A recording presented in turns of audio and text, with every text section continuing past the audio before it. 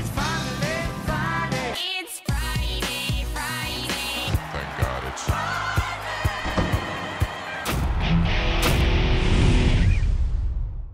Welcome back to the Friday Show, presented this week by Woodbine's High Five Jackpot Carryover. It's now $1.1 million.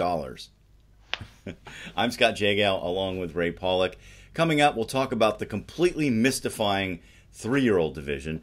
But first, let's talk about wabbits. I'm going. Everything is getting dark. I'm gonna kick the bucket. Wait! The wabbit kicked the bucket! The rabbit kicked the bucket. The rabbit kicked the bucket. The rabbit kicked the bucket. The rabbit... So, Ray, the stewards in New York ruled that a horse named May B cannot go in the Grade 1 Woodward this weekend because his owner came to them and said, this horse is going to serve as a rabbit to my other horse, War Story. And the steward said, he's not going to run. What did you think about the ruling? Well, if I was going to assign a cartoon character to stewards, it probably would have been Mr. Magoo, the guy whose sight is slightly impaired.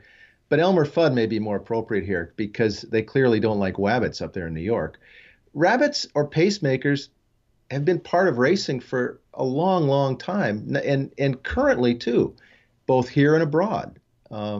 Rabbits have been employed in big races and, Triple Crown races by very prominent owners. It seems to me very odd that the stewards all of a sudden are saying, no, you can't have a rabbit. They're changing history. They're changing the way the game is played. I think it's a mistake. I disagree. I think they're using some discretion here. The guy says he's putting this horse in the race.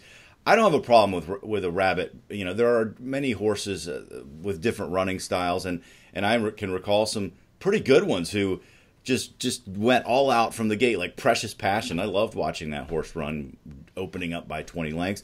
But he belonged at the Grade 1 level. He had proven that. This horse was running in 870-yard quarter horse races not that long ago, in April. To me, that is a concern, particularly when this owner has done this before, and we've seen some pretty sketchy stuff with it. The Charlestown Classic, for example, he put a horse named Cautious Giant, who was 70-1, goes out, pins Stanford on the rail. You can see what's going on there with the intimidation and everything, and then just backs up completely through the field. Could have caused a chain reaction. And we saw last year Flincher had a rabbit in the race, and that horse caused problems for other horses and riders. That's my concern. I'm worried about the safety issue when you have a horse that doesn't belong in a Grade 1 race. Well, I guess you could say that a horse named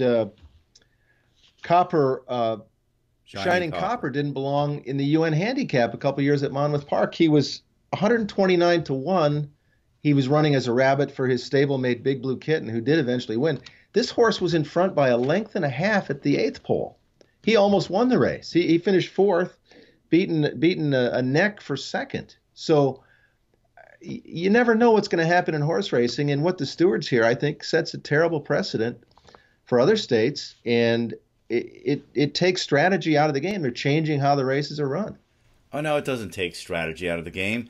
And in this case, it all depends on the situation. So they're using some discretion here. In this day and age, when the public has this, keen eye on racing, and we've had quite a few problems, breakdowns in the spotlight and all that kind of stuff, you don't want to set yourself up.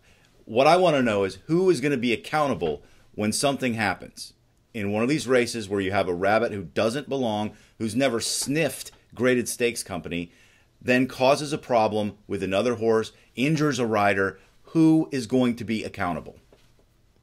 Well, all these horses were going to be subjected to pre-race veterinary examinations. If this horse wasn't physically sound, they wouldn't let him run. But the stewards should not be looking and handicapping races and saying, oh, this horse has never been beyond 6 or 6.5 furlongs. I don't think he can win at a 1.125 miles. Or this horse is a claiming horse. He can't win in stakes company. Come on. Throughout history of racing, we've seen horses stretching out. We've seen claiming horses do well in stakes races. I think this is just terrible overreach by the stewards. Well, we saw, but there's also the Breeders' Cup example when the owner put in that horse Rick's Natural Star years ago, and the horse had no business being in a Breeders' Cup race and proved it on the track, which is kind of an embarrassment for the game. The U.S. Open is an open, right? But you still have to qualify. You still have to be qualified for the race. So you're saying any sound thoroughbred registered with a jockey club ought to be able to get into any race, grade 1, whatever. Well, this is not an invitational. This is an open stakes race. The horse was nominated. They accepted the nomination. Rick's Natural Star was nominated to the Breeders' Cup. After that happened in 1996, the Breeders' Cup went back and said, "What can we do to prevent this from happening again?" Exactly. And they made some rules. But to give the stewards this discretionary power, I think, is a terrible mistake.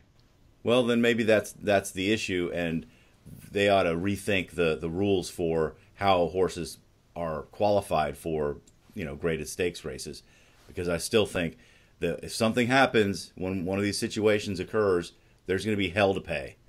What do you think? Take the poll on our website. Let us know, should stewards be allowed at their discretion to say a horse cannot go into a race because he's there solely to be a rabbit for another horse in the race? Take the poll on our website, PaulickReport.com. All right, let's talk about the 3-year-old division. Once again, there's another twist and turn. The Travers Stakes, it was almost completely predictable in its unpredictability, but you could kind of foresee West Coast, new Bob Baffert horse, wins just like Arrogate did last year. So now we've had, I don't know how many different winners since the Kentucky Derby. All the 3-year-old races have had different winners. So where are we right now? Well, unless I'm mistaken, the only 3-year-old that's won a grade 1 race, more than one grade 1 race on dirt this year, is Always Dreaming, and he's done for the year. He's at Windstar Farm. Whether or not he races again next year is up in the air. But so is the 3-year-old division up in the air right now. If Irish War Cry happens to win the Pennsylvania Derby, which is the last grade 1 restricted to 3-year-olds, does he move to the front of the class? I think it's going to go down to the line. It may go down to December 26th when they run the Malibu Stakes at Santa Anita. That's actually the last grade 1 race for 3-year-olds. It's only 7 furlongs, but that could be, believe it or not, that could be a race that affects the outcome of the 3-year-old division. Yeah, I think it's going to come down to if some 3-year-old wins the Breeders' Cup Classic, that's probably going to seal the deal, especially if it's one that's already has a grade 1 victory on his resume. So I think that's going to be clear. But barring that, I don't know. Oscar Performance right now is looking very good. The turf runner, he doesn't run on dirt. Oscar Performance, if he were to win at the Breeders' Cup, I think it'd be a lock for him to be 3-year-old champion. Yeah, if I were to do a morning line on it, I think I'd make the favorites 6-1 right now. They're all the same. To me, they look all the same. And I don't know if this is a good group of 3-year-olds or a bad group of 3-year-olds because they haven't started running against older horses. Maybe the 3-year-olds will blitz the Breeders' Cup this year. Who knows? And that will show us that this is actually a good crop, and they just keep beating each other versus a year when you have a dominant 3-year-old that we all think was a great horse, but he maybe just be beating up on a weak crop of 3-year-olds. So I think it's too soon to say whether or not this is a good or bad group, but it's a wide open group, that's for sure. Yeah, they're going to have Gun Runner to deal with, certainly. We'll see what happens tomorrow, but I'm pretty confident that he's going to be very formidable in the Breeders' Cup Classic. All right, that's going to do it for this edition of the Friday Show, presented by Woodbine's Jackpot High Five Carryover. It's over $1.1 million now. Thanks for joining us, and we'll see you next time.